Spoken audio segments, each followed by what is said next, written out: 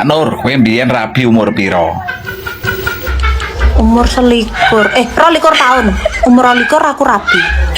Oh alah, koncoku saumuramu wis dadi rondo. Asem tenan wong iki. Lho tenan Mak, malah wis ana sing rabi pindho. Lagi para yo ngelokno aku ndang rondo lho, tanggaku ya sing saumuranmu kan lho wis padha mati rumah sanem. Mosok to Mak? Apa wis ora doyan sego to Mak?